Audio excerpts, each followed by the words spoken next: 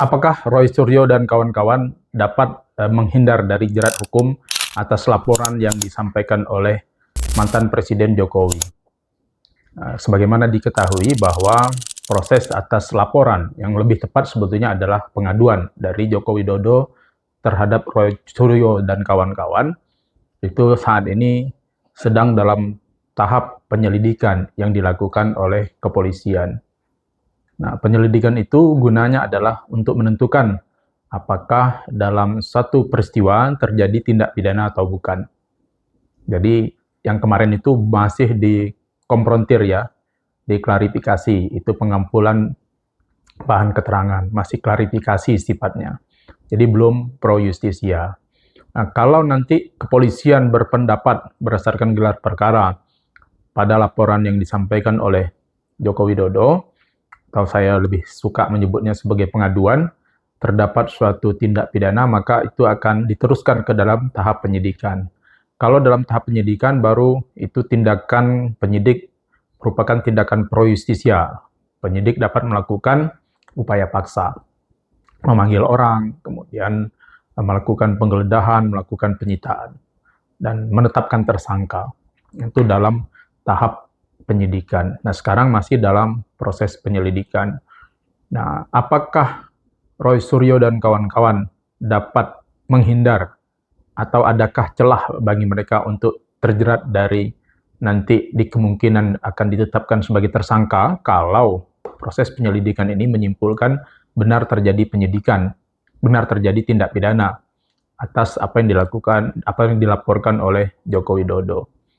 Nah, dari pernyataan Roy Suryo dan pengacaranya di media massa setelah mereka kemarin dipanggil ke kepolisian, mereka menyatakan bahwa mereka tidak bisa dituduh melakukan penghinaan. Alasannya dengan berdasarkan pada putusan Mahkamah Konstitusi nomor 105 tahun 2024 yang diputus pada bulan April tahun 2025. Dalam putusan tersebut dinyatakan bahwa objek penghinaan sebagaimana dimaksud dalam pasal 27 Undang-Undang ITE itu dikecualikan dari institusi pemerintah, kemudian kelompok masyarakat, dan badan usaha. Nah, sebenarnya ini dalam perspektif hukum pidana, putusan MK tersebut sebetulnya bukan hal baru, tapi itu lebih pada penafsiran terhadap pasal 27, bahkan termasuk penafsiran terhadap pasal 310 dan 311 KUHP.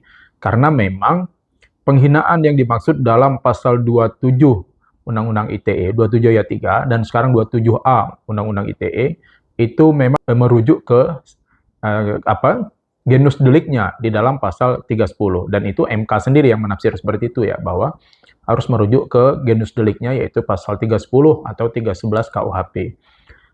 Pasal 310 atau pasal 311 KUHP itu adalah delik aduan. Maka soal perasaan tercemarnya nama baik atau jatuhnya kehormatan itu lebih bergantung kepada subjektif orang yang dituduh atau orang yang dihina. Nah, bisa saja saya dihina misalnya melakukan sesuatu perbuatan yang saya kan pernah dihina juga. Saya dituduh sebagai orang pemerintah, bahkan di dalam video-video saya ini banyak yang macam-macam yang menuduh saya sebagai orangnya pemerintah, saya sebagai orangnya ormas, ya, macam-macam tuduhan seperti itu. Tapi saya kan menganggap itu bukan sesuatu yang menghina saya. Ya biar aja lah orang berpendapat begitu kan, saya berpikir. Yang penting kan saya tidak seperti itu. Nah, tetapi kan tidak semua orang bisa menerima. Dan tetapi memang inilah ukurannya subjektivitas kepada objek yang dihina. Nah, itu maka putusan MK nomor 105 tahun 2024 ini menurut saya bukan hal yang baru. Nah, tetapi toh itu dijadikan dalil pembela atau yang menurut pendapat pengacara dan Roy Suryo dan kawan-kawan itu sebagai dalil untuk pembenaran atau alasan pembenar atau alasan pemaaf terhadap apa yang mereka lakukan dengan cara menuduhkan ijazah Jokowi sebagai ijazah palsu. Nah, itu dilakukan sekitar bulan Januari atau bulan Maret ya, lebih tepat. Pada bulan Maret itu diucapkan ya bahwa dengan berbagai dalil yang mereka kemukakan. Dengan alasan ini adalah pembuktian ilmiah. Nah, pembuktian ilmiah. Tetapi, nah, pembuktian ilmiah itu kan seharusnya sah-sah saja, tetapi yang dilarang di dalam pasal 310, ini dalam 310 ya, bukan kata saya. Saya tidak berpendapat dalam hal ini, karena bunyi pasal 310 ini yang dilarang itu adalah menyiarkannya dengan maksud untuk diketahui umum, walaupun tuduhannya benar. Nah, kalau ternyata yang dituduh itu tidak benar, maka dia masuk ke dalam pasal 311 KUHP tentang fitnah. Nah, pasal 310 itu ancaman pidananya paling lama 9 bulan. Nah, sedangkan kalau tidak dapat dibuktikan, maka ancaman pidananya adalah 4 tahun. Nah, ini dalam pasal 310 atau dalam pasal 311. Nah, jadi yang seharusnya menurut saya dapat dijadikan dalil pembenar bukan itu. Jadi kalau yang dimaksud dengan pernyataan dari Roy Suryo dan kawan-kawan dan pengacaranya itu bahwa Jokowi hari ini masih merupakan pejabat danantara, oleh karena itu Jokowi termasuk sebagai institusi pemerintah, tidak begitu yang dimaksud dalam putusan MK. Yang dimaksud dalam putusan MK itu bukan pejabatnya, tetapi adalah lembaga. Maka disebut di situ, dikecualikan adalah institusi pemerintah. Jadi kalau danantaranya yang dikata-katain, yang dituduh, itu nggak masalah. Nah, karena itu bentuk kritik, itu menurut putusan MK. Misalnya, nah yang dikata-katain itu, misalnya yang dituduh itu misalnya lembaga pemerintah atau badan usaha apa. Nah, itu merupakan bagian dari kritik terhadap lembaga tersebut atau kelompok masyarakat. Atau itu bisa jadi juga nanti masuk perbuatan tindak pidana menurut pasal 28 Undang-Undang ITE, bukan pasal 27. Itu adalah termasuk bagian dari hate speech, ujaran kebencian. Atau itu dalam pasal 156 atau 156A di dalam KUHP. Nah, tetapi terkait dengan penghinaan, itu dikecualikan dari institusi pemerintah. Nah, jadi bukan berarti kita boleh menghina orang. Nah, jadi apalagi ini disebutkan bahwa yang disebut itu Jokowi pribadi, bukan jabatannya di Danantara. Jadi jelas ini menunjuk kepada orang perorangan. Jadi jelas Jokowi dalam hal ini masuk sebagai objek yang dapat membuat pengaduan atau laporan dan dapat menjadi objek orang yang dihina oleh Roy Suryo dan kawan-kawan. Nah, itu dari segi perbuatannya. Lalu celah apa? Apakah dengan demikian karena saya berpendapat seperti ini, lalu Roy Suryo dan kawan-kawan tidak punya celah untuk menghindar dari jeratan laporan atau pengaduan yang dibuat oleh Jokowi? Bisa, masih bisa. Justru ini maka saya ingin menyampaikan bahwa Roy Suryo dan kawan-kawan itu masih punya senjata untuk membela dirinya. Dalam hal ini adalah ada sebagaimana diatur dalam pasal 310 ayat 3. Nah, bahwa dalam pasal 310 ayat 3 itu dinyatakan bahwa bukan penghinaan, tidak termasuk sebagai penghinaan kalau penghinaan itu dilakukan karena dua hal, yaitu untuk kepentingan umum atau untuk membela diri.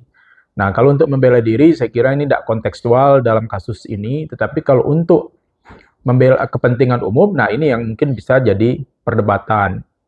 Walaupun nanti bagaimana penilaiannya tentu bergantung kepada teman-teman aparat penegak hukum.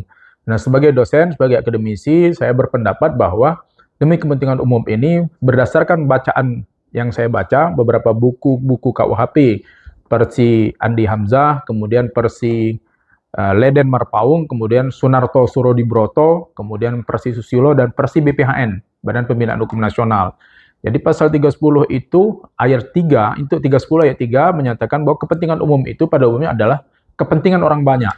Yang jika jadi tuduhan atau disiarkannya suatu perbuatan yang bersifat tuduhan kepada umum, itu dimaksudkan pertama karena ada tugas dan fungsi dari orang yang menyampaikan. Misalnya, wartawan menyampaikan berita. Nah, itu pun ukurannya adalah kalau itu dilakukan untuk kepentingan umum, itu maksudnya adalah untuk mencegah bahaya yang timbul kalau itu tidak diumumkan. Jadi termasuk misalnya saya mengumumkan bahwa hati-hati sama Sianu. Sianu itu suka nipu, jadi jangan tertipu lagi. Nah, itu boleh. Nah, bahkan kalau kita tarik ke dalam Islam, hal yang seperti itu tidak berdosa karena apa dilakukan untuk, walaupun itu gibah sebetulnya, tapi gibah yang dilakukan untuk kepentingan umum, yang seperti itu dapat saya kira bukan merupakan dosa. Itu yang saya pelajari ya dalam agama. Nah, gunanya adalah untuk mencegah orang yang berpotensi melakukan bahaya bagi orang banyak.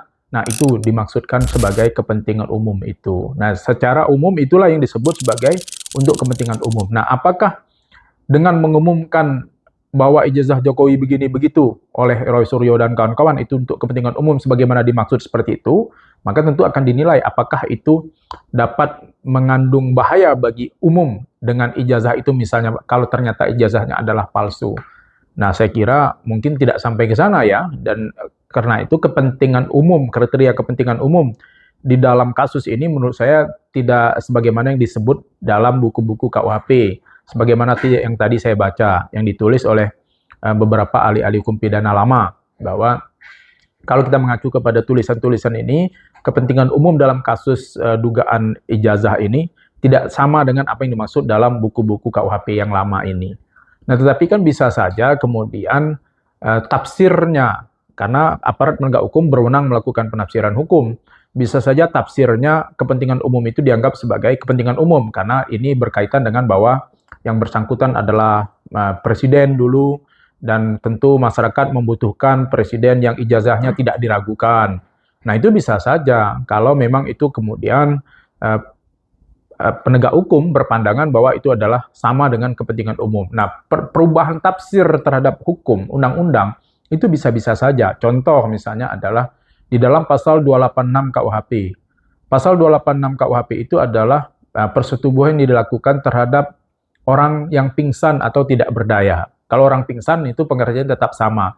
Tetapi hari ini sudah ada terjemahan atau tafsir yang dilakukan oleh para hakim terkait dengan orang yang tidak berdaya. Nah, kalau dalam buku-buku klasik, buku-buku KUHP klasik, itu disebutkan bahwa tidak berdaya itu orang yang dalam keadaan terikat, atau orang yang berada dalam keadaan tidak bisa bergerak, karena disebabkan oleh perbuatan pelaku. Tetapi hari ini, tidak berdaya itu sudah diluaskan tafsirnya terhadap orang yang retardasi mental, mengalami keterbelakangan mental, itu juga disamakan dengan keadaan orang yang tidak berdaya. Jadi sudah banyak putusan persetubuhan atau pencabulan terhadap orang yang mengalami retardasi mental itu diputus bersalah, disamakan dengan pengertian tidak berdaya sebagaimana dimaksud dalam pasal 286. Nah, bisa saja hakim nanti dalam hal ini menafsirkan bahwa apa yang dilakukan oleh Roy Suryo dan kawan-kawan itu dalam rangka untuk kepentingan umum.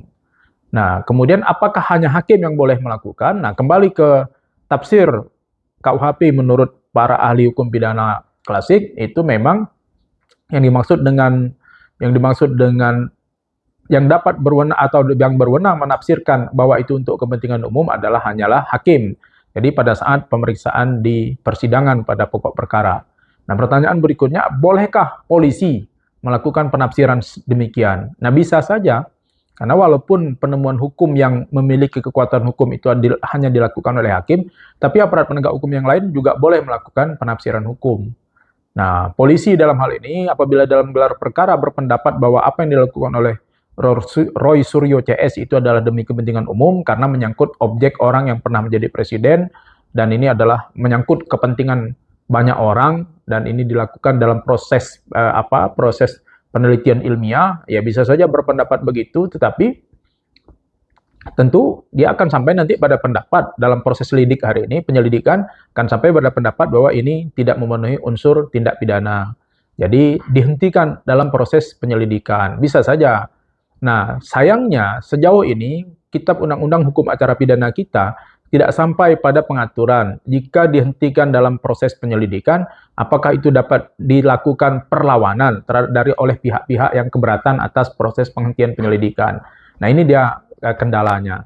Nah, kalau ternyata gelar perkara di kepolisian nanti berpendapat ini ternyata ada tindak pidananya dan diteruskan pada proses penyidikan, nah maka bisa saja dihentikan dalam proses penyidikan karena penyidik berpandangan bahwa ini adalah demi kepentingan umum. Atau kalau sebaliknya, penyidik berkeyakinan bahwa ini benar terjadi tindak pidana dan ditemukan bukti-bukti, lalu kan ditemukan kemudian tersangkanya, orang yang diduga keras sebagai pelaku tindak pidana siapa, baik karena perbuatan ataupun karena keadaan dia diduga keras sebagai pelaku tindak pidana penghinaan dalam hal ini, maka dapat menetapkan seorang atau beberapa orang sebagai tersangka. Nah, terhadap penetapan tersangka, itu penyidik dapat diperadilankan oleh tersangka.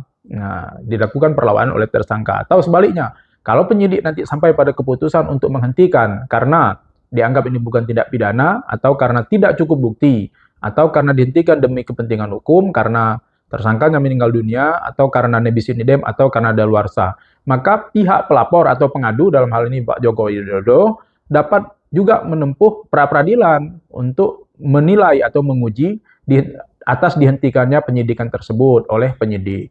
Nah, jadi itu. Jadi termasuk nanti kalau misalnya ternyata perkara ini lanjut sampai ke pengadilan, ya pihak Roy Suryo dan kawan-kawan itu masih dapat mengajukan pembelaan diri.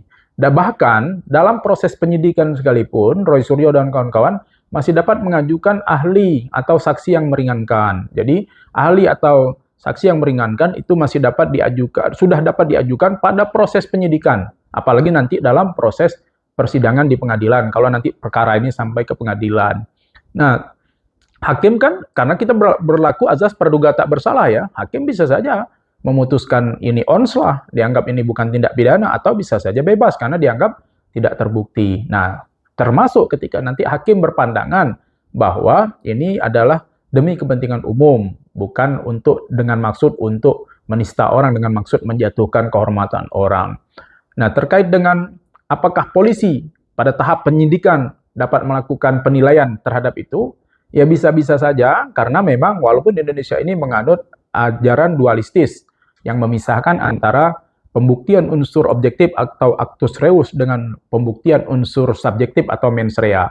Karena dalam prinsip ini berlaku azas in dubio pro lege fori.